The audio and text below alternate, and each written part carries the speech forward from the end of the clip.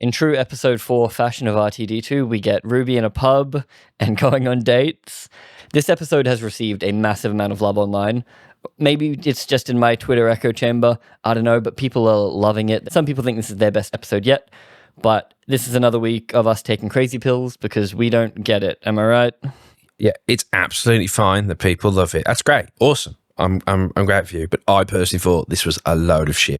I thought it was really, really bad. I thought it was the pit of RTD2. I thought it was the worst one. The first half, I think, was on par with RTD2 season 1. But then after the big twist happens, because there's always a twist at the end, I liked the twist in itself and the way they presented it. But then as soon as I thought for more than like half a millisecond about the twist and what that meant for the rest of the episode, everything just started crumbling. It's the same twist as episode 1. The weird white guy who's on the internet too much is actually evil. This episode was written by Pete McTighe, who also wrote 2 episodes you haven't seen, Kablam, which I'm sure you've heard a fuck ton about. I know of Kablam through legend. Yes. Like through many videos, yeah. And he also wrote Praxeus. So basically, Pete McTighe is the guy you call when you have a big social message that you need to deliver clunkily, messily, and very in your face. Sledgehammery. So Praxeus was plastic bad, like plastic pollution bad. It's not a bad episode in itself, but it's very stuffed full and messy and like kind of contradicts itself a little bit. And then there's Kablam. The systems aren't the problem. How people use and exploit the system, that's the problem. Which isn't bad by itself, but as with this episode, the Doctor literally has to yell the theme of the message. That's what I feel about Pete McTighe. It's just very clunky, and he has to deliver the message at the end of the episode, like, oh no. But Russell's out here co-signing this as well. Yes. Well, I mean, this completely fits most of his stuff, although he was busy filming Robot Revolution at this point, because they filmed Robot Revolution and this episode side by side. That is why it's a Doctor Light. Right. So why is this? Why did they go, you know, it would be really sick for this episode of Doctor Who, not having the Doctor. Yep. That'd be fucking sick. It's putting Ncuti almost on par as having the same amount of screen time as Christopher Eccleston before he leaves. Right. Under the But assumption Chris that he was leaves. in all 13 episodes. He didn't have a Doctor Light. This episode is forming 2 functions, I think. It is a very clunky way to set up the season finale, because I'm pretty sure Conrad and Mrs. Flood are the reason Wishworld happens, like the episode title, and reality changes.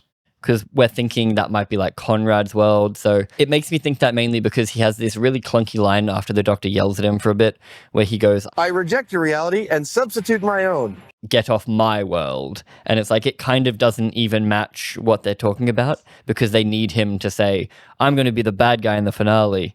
And we've had to drag the whole season to a stop there. I've seen people say it's not filler because it does that. I'm like, yeah, but surely you concede it. We don't have to give us a Doctor Light in an already Doctor Light season. Well, it begins with Bell and Doc with the Vindicator. It's 2007, and they see a little boy who's amazed to find that the TARDIS has just appeared in front of him. And then the Doctor finds a subscribe button on the floor, and he gives it to Conrad, and he says, are you subscribed? You should subscribe because this is your lucky day. And then they fade away. They're done now. And then it cuts to 2020 whatever. And at first, it feels like, I was thinking about you, how maybe RTD regurgitates himself.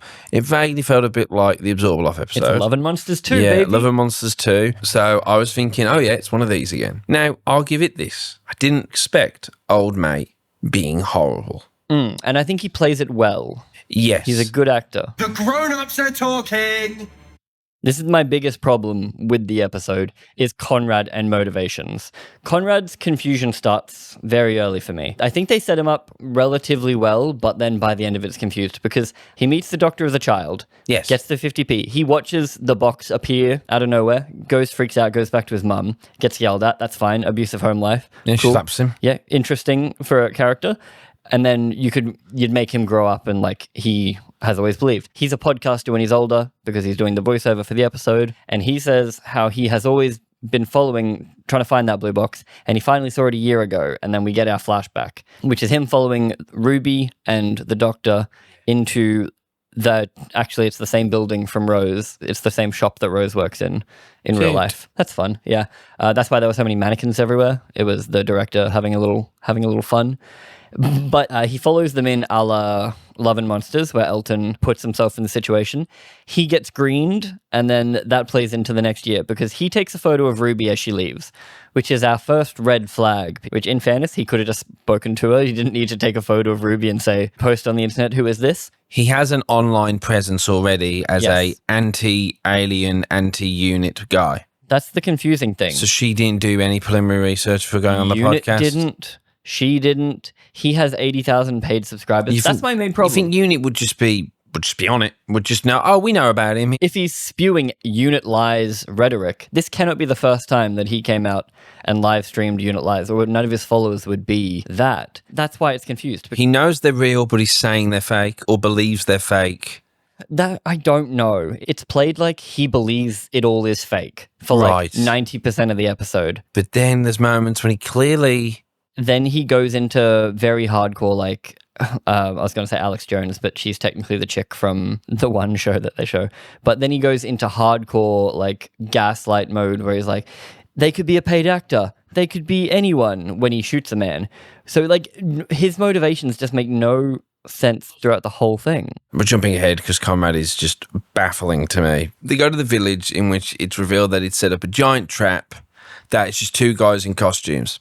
So if Unit wasn't really into hunting aliens, then why on earth are they appearing helicopters, tanks, guns, everything, hold guns at you if they think it's fake? Yep. If they're the ones making the lie, why would they go to a fake mystery? There's two moments I can equate to like really dumb real world situations. Right. So I call the police because Right. I think the police are wasting resources. Right. So I call them, call in a bomb threat, tell them to bring everyone they have. They get here and I'm like, haha, you idiots, you've rocked up to my bomb threat and proved that you're a liar. And you used all these resources that you're wasting and For I'm paying nonsense. for, even though he's the one that caused that waste of resources. So then is he trying to say that even these people inside of Unit don't even know it's a lie? But he doesn't make that distinction. It He makes just goes, literally no Unit is a sense. lie. And that's why I don't get why everyone's loving this episode so much, because his motivation and like the way he does things just makes no sense. Because later on in the finale, he breaks into Unit HQ by using random no-name unit guy. Who he knew would, because he just keeps showing, oh, he's going to be somewhere. He's the They analyst. keep reminding that he's here. Yeah. Like he works at unit, so Yeah. he should know it's real. So it's like me working at the Pentagon, knowing that like Bush did 9/11. Oh, God, you're and right. Then I'm hearing a podcast Yeah. about Bush did 9/11, and I'm like, these guys fucking get it. No, you already know that. man. There's a robot alien in the corner doing analytics.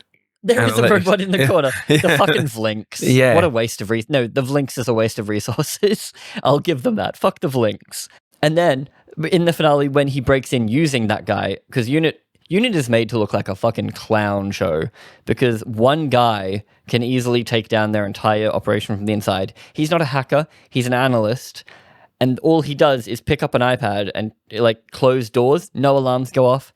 Then he lets a random guy in through a back door that looks like he's already somehow gotten in. And then Conrad kills him. When they go, you just killed someone. I didn't know what you're talking about because he's live streaming. I knew the moment she spoke, and I was like, he's gonna Oh, sort yeah, of he does because that it's in the low town. brow. It's just low. It's because we need to hate him. It's out of place. Like, yes, they're usually douchebags. Like that kind of, they're going for like the gaslighty, like echo chamber person, cult of personality. They're going for that. It's like everything in one. Yes, that's the problem. He's too messy because they've tried to cram everything in. And then they're like, oh, by the way, Ruby has PTSD. Oh, by the way, Unit is a big conglomerate that we're going to go into because Unit makes no sense to me either. But in the finale, I break into the Pentagon. I walk in there with a gun. I shoot one of the Pentagon staff, go in there with my phone live streaming, and I'm like, tell them all how you're lying. They would immediately shoot me and be like, hey, this guy broke into the Pentagon and shot a guy. Yeah, we had to put him down. Like, we have footage of him doing it. Yeah. Kate can take over his social media. She could have cut his feed at any point. That's what gets me confused is that we've seen Unit in the past like have so much power, like the Doctor becomes the president of the world if required, and all these things that they can do. And in the olden days when Unit would do that kind of shit, Russell T Davies would call them out. Because remember, don't you think she looks tired? Well, that was Torchwood, wasn't it? Oh, Torchwood kind of acted as... Unit and Torchwood were pretty interchangeable for a while there when he was doing his stuff. But Harriet Jones, Prime Minister, calls up and gets the blood type nuked out of the sky. And then he destroys her whole career right there and then because he thinks she overstepped. Yes. Whereas in this, people like are telling Kate, hey, you've gone too far.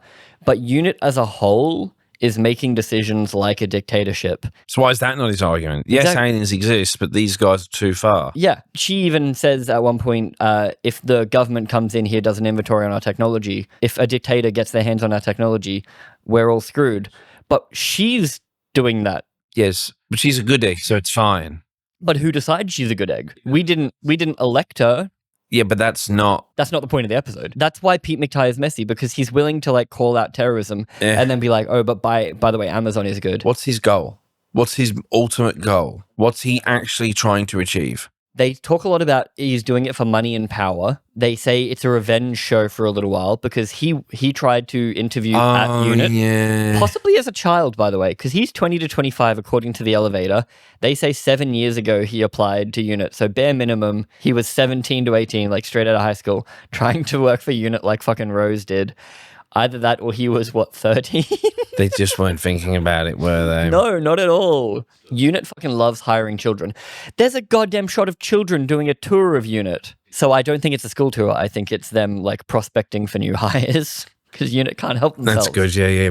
We might get another kid genius. Shirley says that he applied and they told him no. So this is like a revenge tour disguised as something else. And Ruby says, no, it's more than that. It's about power. And he does have 80,000 subscribers. It's about drive. It's about drive. It's about drive. It's about power. We stay hungry. We devour. He does have 80,000 subs and his mum's living in France, which just again shows Unit as a clown show that they didn't check on Ruby's boyfriend till now. Like they knew he got covered in slime. Like no one ever background checked. Yeah, and he doesn't think the slime is real because she gives him the thing and says, drink it later because it'll make you sleepy or whatever the fuck. But he doesn't do it because he thinks it's bollocks. Yes, because anti-vaxxers. And that, whoo, Jesus you got to chuck that in there as well. Because you can't be a conspiracy theorist and believe in COVID. You have to be a conspiracy theorist that doesn't take the vaccine. Yeah, right, of course. I don't want it to come across as, of course the white guys didn't like it. The white guys with the podcast. Yeah, of course the white guys were, I know what this looks like. Yes. Of course the white guys with the podcast didn't like it. But we try and pride ourselves in giving things a fair shake. I watched it twice. Yeah.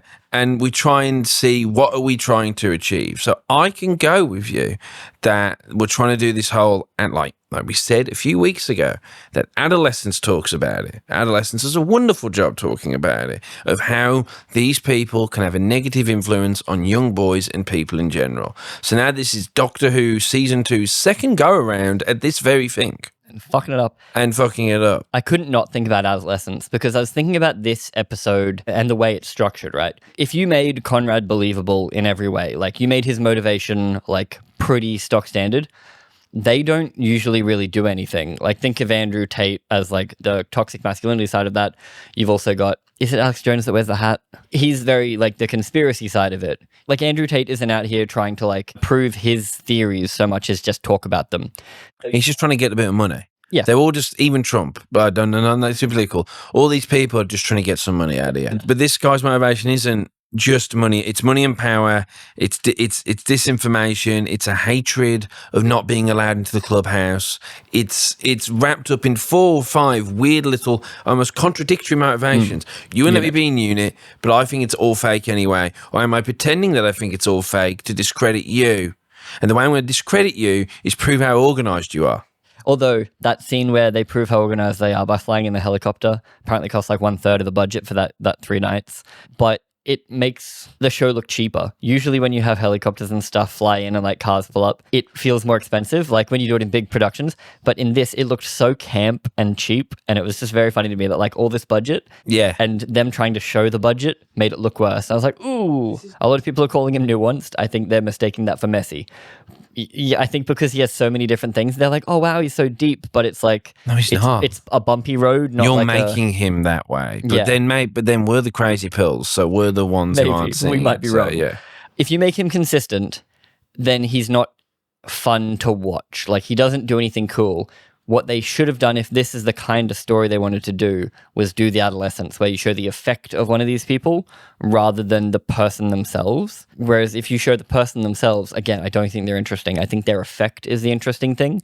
Whereas all they can do to show the effect of this guy is they're using the hashtag Unit Lies. One of the social media things that pops up, it's a guy saying, he unraveled Unit's lies with a plot from Scooby-Doo.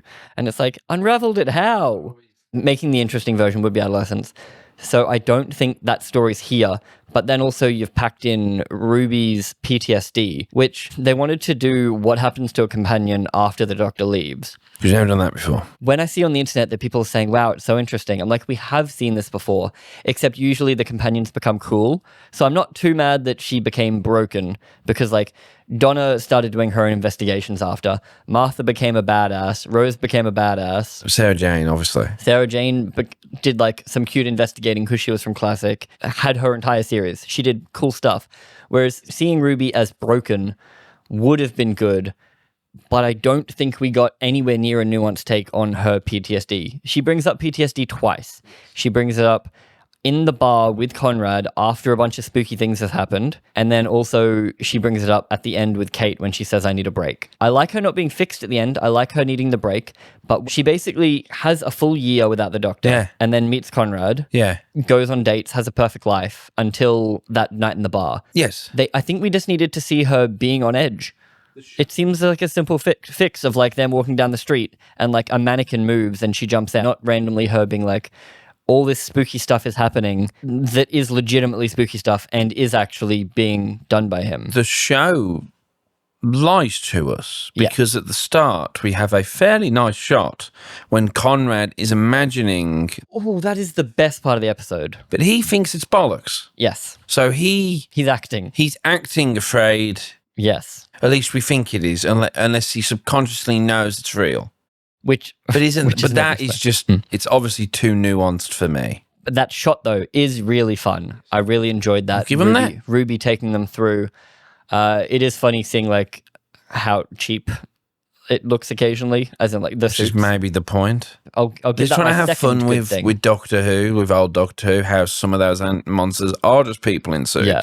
I really enjoyed that bit as well. That's the thing. It's like, I think that's why I don't hate the episode, because it gave me that first moment with the description coming to life. And then also it gave me that moment of realization, which was more fun to me than the Conrad reveal of like, haha, I'm a bad guy, was like these people pretending to be in rubber suits. Because as we're looking out the window and Ruby's like freaking out and everyone in the bar's freaking out, I'm like, wow, that is rubber suity as hell. Like that looks like ass. And I'm kind of like disappointed in Doctor Who.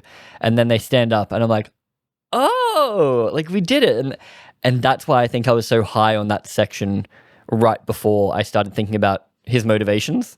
And then I was like, that's when it all started tumbling for me. Something that I've always felt with this current run of Doctor Who is, even though it's got nice cameras and all that, just to me, and I had this comparison a lot clearer because the actress who plays Belle is also in Andor. Yeah. And I know they're both different budgets. Shot on basically the same camera though. And they both exist on the same platform, Disney+. And I'm paying the same money to watch both, so I think it's a fair thing to compare. And one of just two people talking. So there's a shot of Ruby with Conrad in a bar, and there's two couples that are perfectly like in the corner to give it it reminded me of film school days. We've got a bar for 30 minutes, we need to make it look busier than what it is. Yeah, just chuck two people in the background.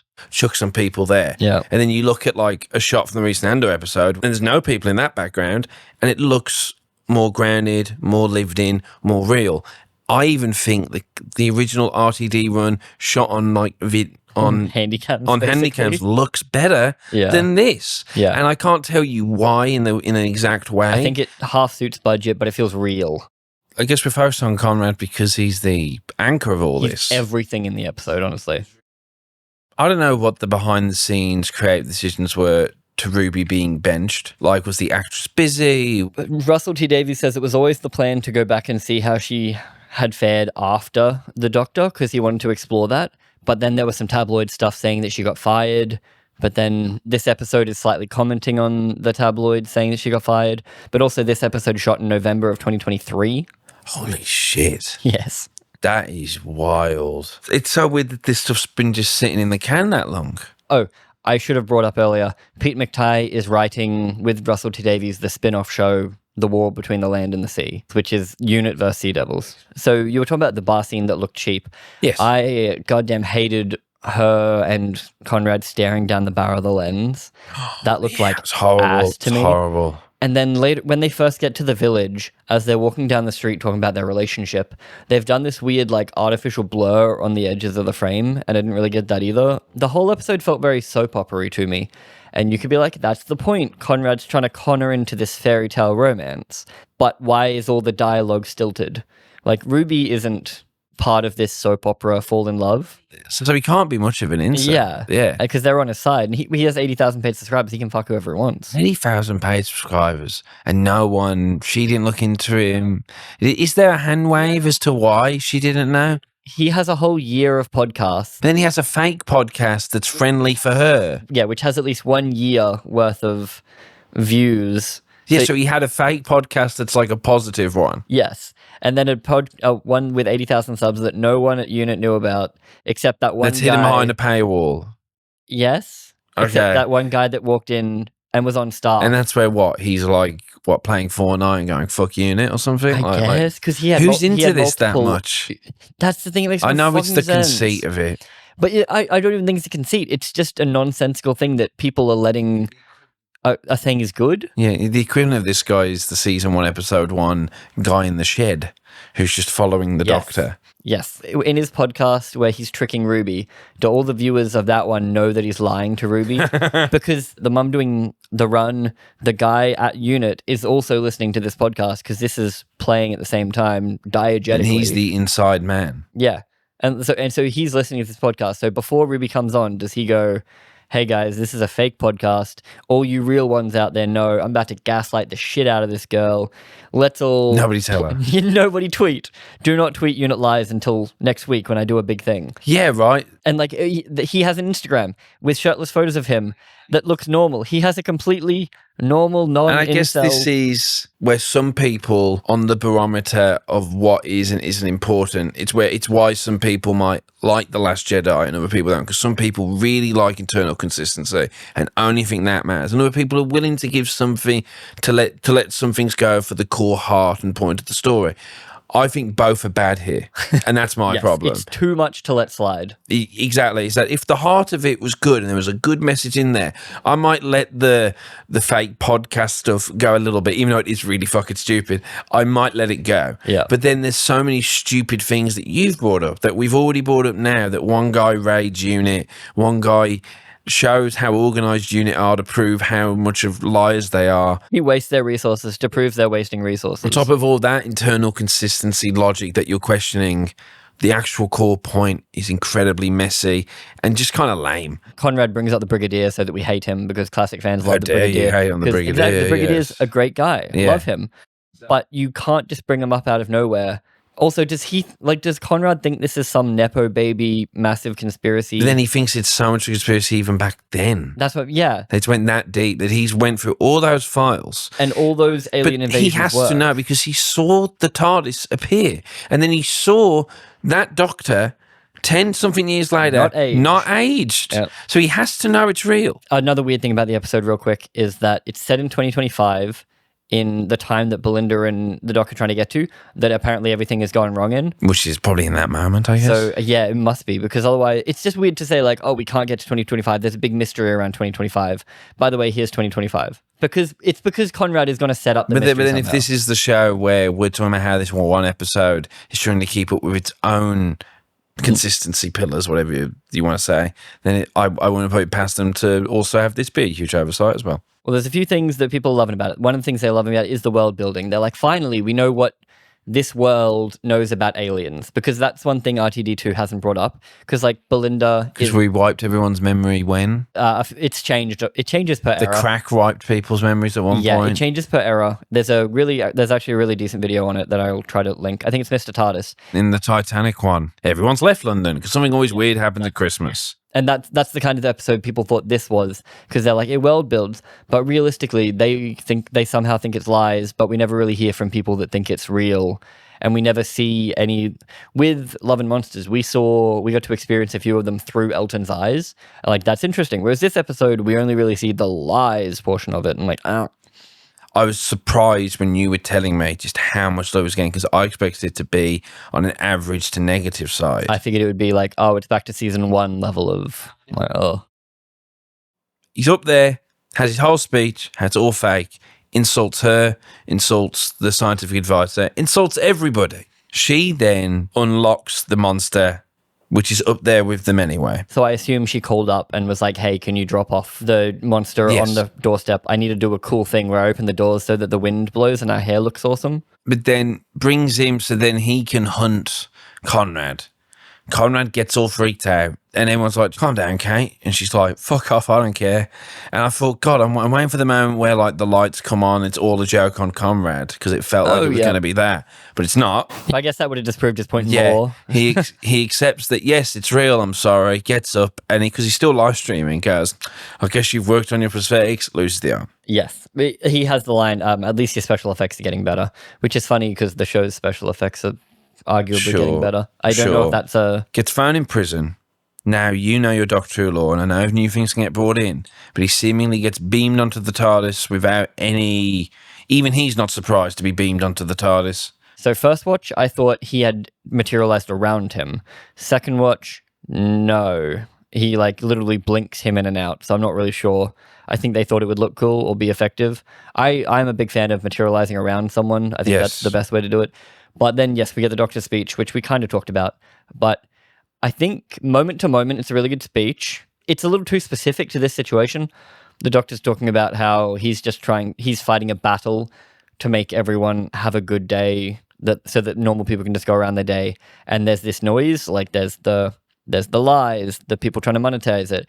But the Doctor doesn't deal with that overly often. He's usually either just trying to have fun. He's a big picture guy. Yeah, he's like accidentally fighting the Daleks occasionally. Yeah. The speech is too hyper-focused on exactly the subject matter, because Pete McTighe just wants to... He's got his soapbox. He just wants to restate the message of the episode in case we somehow didn't get it, because again, Russell is not subtle and either is Pete. The acting is really great from both of them. I think he's not the best actor, but whatever. Oh, I think he plays bad guy quite well. I think he was having fun with it. I liked it. Because I also think Ruby's a fairly inconsistent performance as well. This episode reminded me that I hate her and the Doctor. I didn't mind her so much by herself. Like, that was fine. But her relationship with the Doctor when that was on screen in the opening, I'm like, ugh. Not this again. Exactly. Especially after having Belle, which I'm like actually enjoying their relationship more than Ruby. So to go back was hilarious. Conrad not giving a shit about the Doctor's speech kind of nullified it a bit.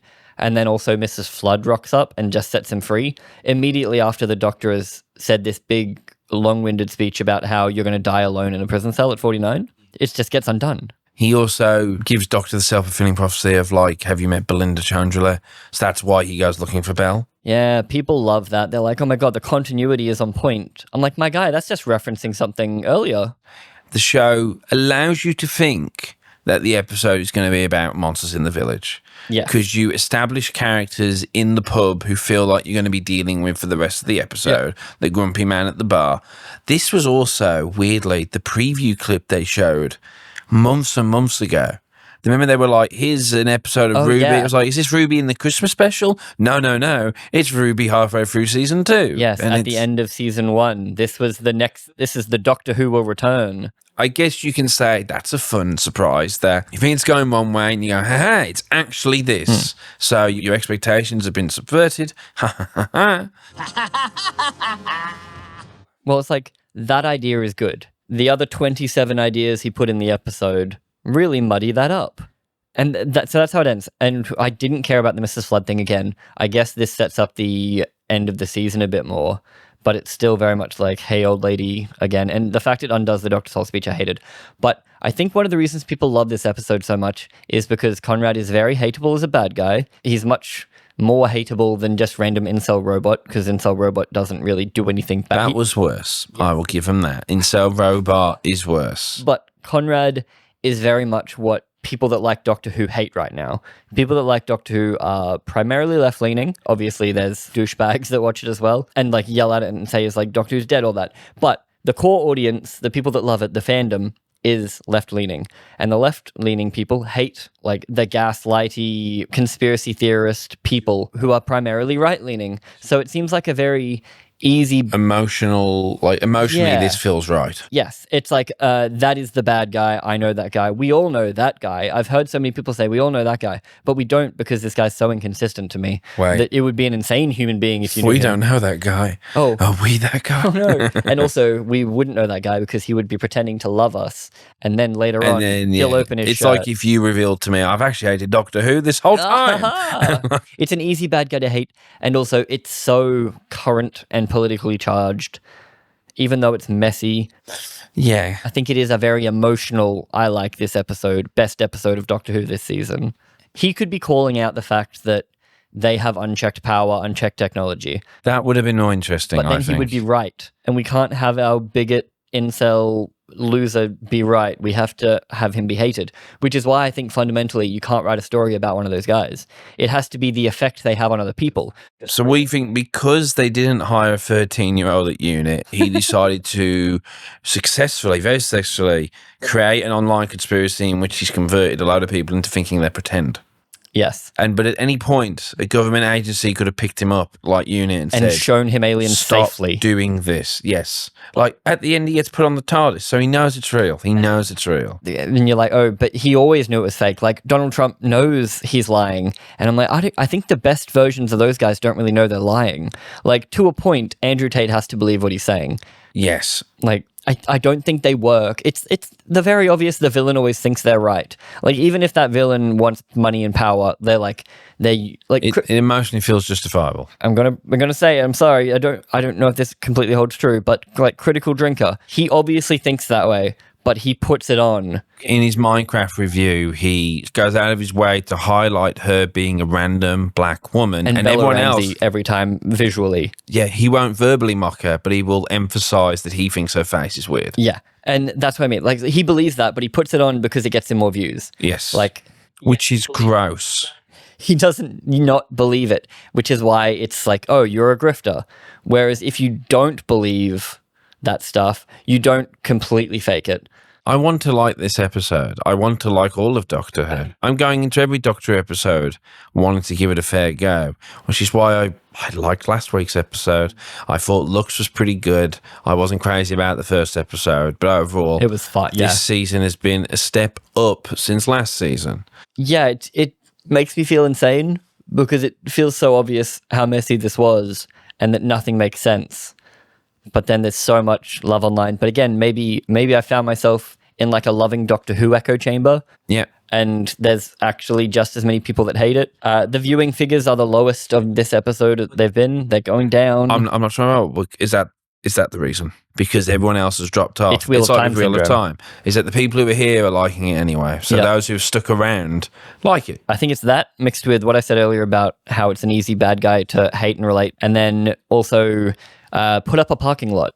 So we got a bunch of trees, Doctor Who, and then the BBC is like, we're going to cancel Doctor Who. They're going to pave the whole thing. People are now panicking. So people want to like it. So now it has to be good so that it doesn't get So cancelled. then we obviously look like fools because logically, obviously, we would just stop watching it if we weren't enjoying it.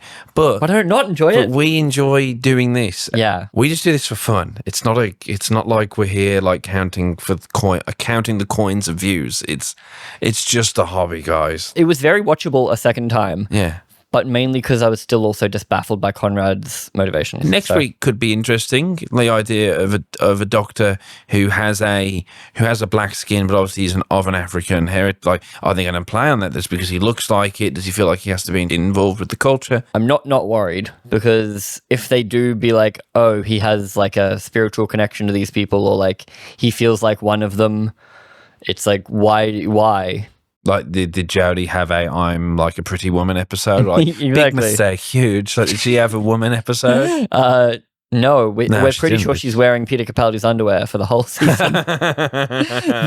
That's great. But the episode does look interesting, and it looks like it has themes. And if we're subtle with those themes, we might have a little. And then after that is the intergalactic song contest, which could be fun. I just don't know the plot. Is my only thing. Like, Yeah. it's a cool setting, but I have no idea what And then they're straight going into to the do with it. finale. Bye. 8 episodes is rough, my man. I wish it was 13 because then these midpoint episodes could have been just the fun. Yeah. Who's got a great Doctor Who idea? Just throw it in. It wasn't filler, technically, but it was a step and a pause on what we're doing, which is getting her home. Why aren't we getting her home right now? Why are we doing this? Because, Scheduling conflicts and because we need to start the finale. That's why. But we shouldn't be doing this. But in a 13-episode season, this would be a refreshing mid-season break. Yes. But no. But what did you guys think? Do you think it was good? Do you think it was bad? It's just bloody messy, and that's unfortunate. But let us know what you think down below, and please subscribe. 10,000 would be very, very cool. And maybe my parents will love me again.